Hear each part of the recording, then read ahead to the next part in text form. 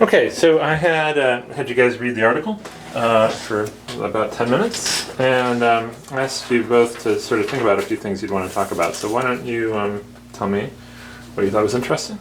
All right, I thought I think they call it the prevalence of the disease matters a lot. It's how, like what percentage of people actually have it.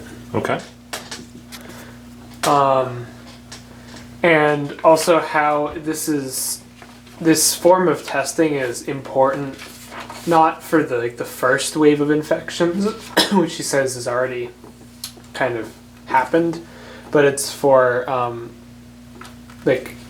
knowing what everyone has. It's like in the United States, we test people that have a high rate of transmission, so the tests come back positive like a lot of the time. Mm-hmm. So group testing wouldn't make a lot of sense there, but when you're trying to test everyone, it's better to do group testing. Okay. Well, let's talk about this. Why the percentage of people who has it matters for this kind of testing? What was interesting about that to you, or what are some examples? Well, I think it's kind of like what we saw previously. If you have like 100 people and 10 have it, it's good, but if you have 40 people, or what do we have, 20 people and 10 have it, or 100 people and 50 have it, It doesn't work as well, just because you end up having to retest everyone anyway, so it's more efficient just to test everyone to begin with. Right, yeah, so we saw that even when we did our example with 40 people having it, 40 people and 10 have it, even we ended up, now maybe we didn't do it perfectly, but we still ended up, the way we did it, had to test everyone. Okay, yeah, so that's interesting. All right, so what did you think was interesting in this, in the article? They talked about some of the troubles with group testing, and prevalence was one of them, but a little lower down, yeah, about there. And make sure to write big. They talked about that group testing, it's not within the recommended use by the manufacturer, so the lab that did it had to get special permission from the governor of Nebraska. Okay. All right, so what do you think could go wrong there? That's an interesting thing to have noticed in the article. Like, what do you think might happen with the group testing that could be a problem? Well, if everybody needs to get this special permission, then it makes it less efficient. It slows down, it increases the amount of time it will take to actually implement this. That's true. Yeah, if you have to get special permission to do it, it will slow it down. But what about with the test itself? Like, why would the manufacturer be worried about you running the test like this? Like, what could go wrong with this testing procedure? If I have some people.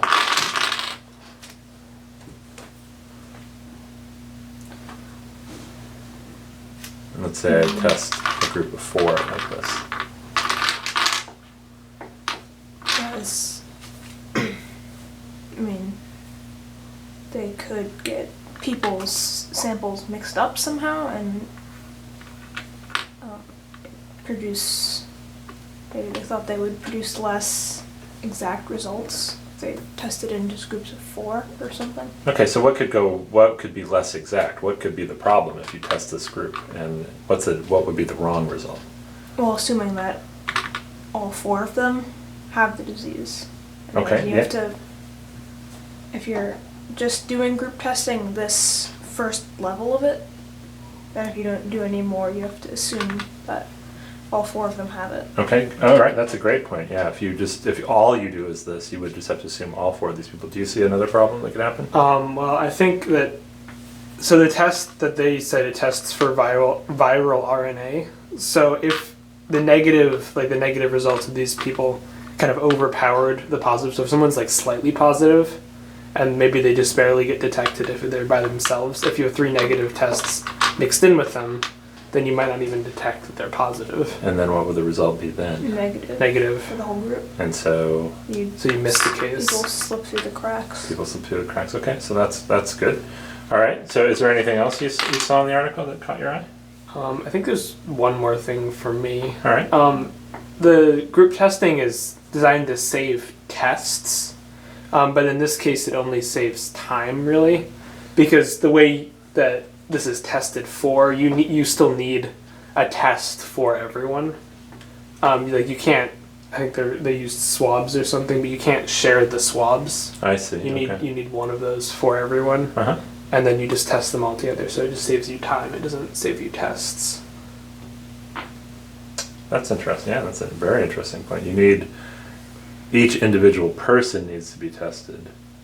Mm-hmm. And then the Then you samples combine just get them. combined. Okay. Yeah. Good point. Any other things for you?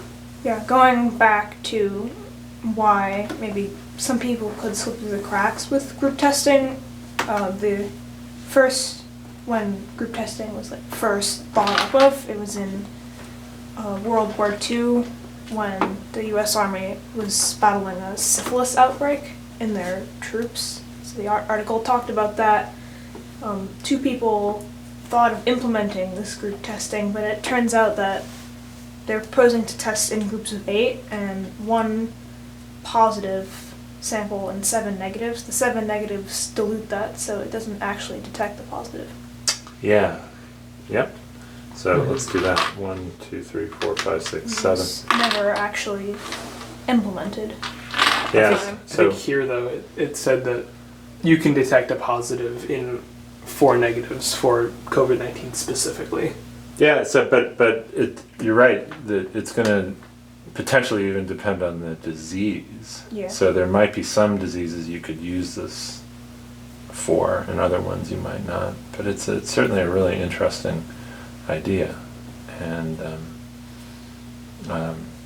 it's good. It's an important idea in testing and trying to figure out how to get everybody tested. Yeah. All right, cool. Good work, guys.